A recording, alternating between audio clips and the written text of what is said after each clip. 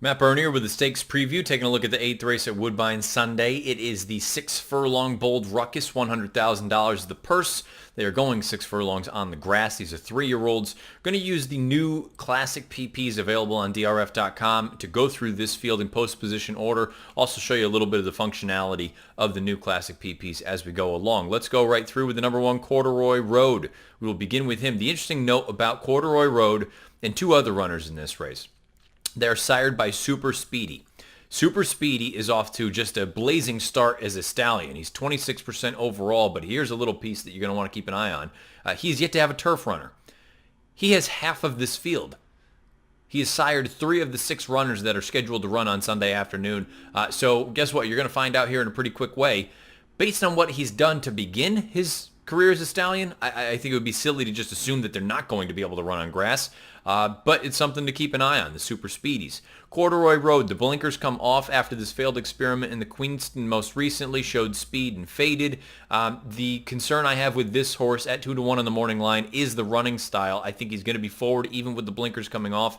I think there's other speed to keep him occupied on the front end. Of the shorter prices, he's the one that I want to fade in here. If you want to look more into the pedigree, Noir Valors, 3 for 14 on grass, 9 times in the money, second in the Dance Smartly back when she was a racehorse. And then this horse, Corduroy Road, is a sibling to Velvet Snow. Velvet Snow, 5 for 20 on grass, 9 times in the money, won the Ontario Damsel as well as the Belle Jest. Corduroy Road, I can understand the case for. I'm just going to be against here in this spot on Sunday.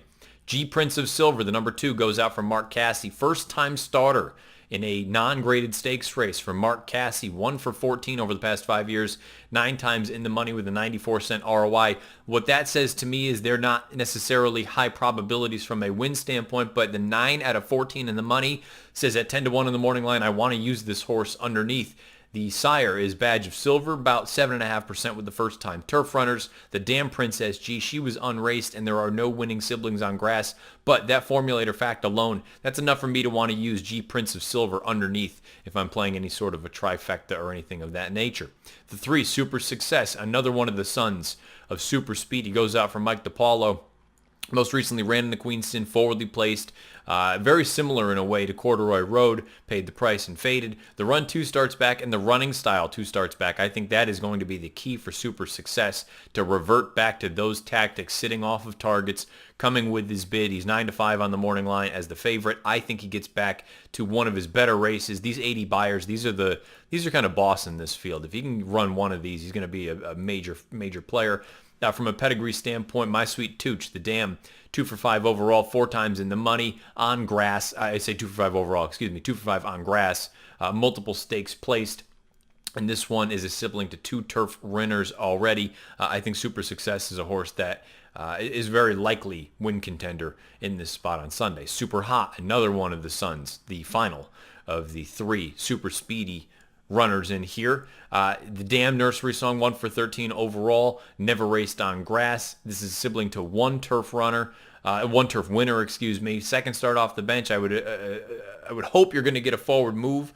But having said that, I just think this horse is a little bit on the slow side. And of the horses exiting that N2L on May the 10th, I much prefer Society's Tiger over Super Hot, mainly because of a running style standpoint. I also don't like it when you win your career debut in Gates Wire fashion. And now you've ripped off 5 consecutive losses. That to me is usually a negative. At 4-1, I'm against Super Hot. The 5, Bourbon Street. From a pedigree standpoint, one of the more intriguing ones in this race for Ralph Biamonte. First time starting as a 3-year-old, 6-1 on the morning line. I'm probably making a mistake here listing this one as a toss. I should probably move this one up to at least a C. Old Forester, about 12% with the first-time turf runners, 21 for 178. The Dam Rita was 4 for 10 overall, never raced on turf, but here is the big piece as far as this family is concerned.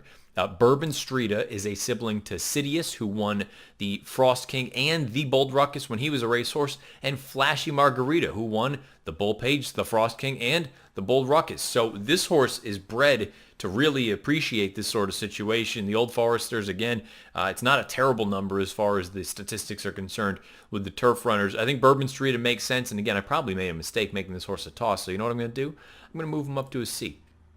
I think this horse probably gets the pace that he needs to run at. He won the Bull Page as a 2-year-old. I think there's reason to believe that he's fired fresh in the past, and why would he not do it again this time around? He won his career debut, and he won that Bull Page off of a little bit of a layoff. Bourbon Street, I can understand the case for this one. The horse that I ultimately landed on, though, is the number 6, Society's Tiger, at 8-1 for Katerina Vasilyeva. I think this is an interesting runner. The pedigree doesn't scream grass. Society's chairman, 2 for 14 with the first-time turf runners. The Dam, Yes, I'm a Tiger, 1 for 12 overall, never tried the grass.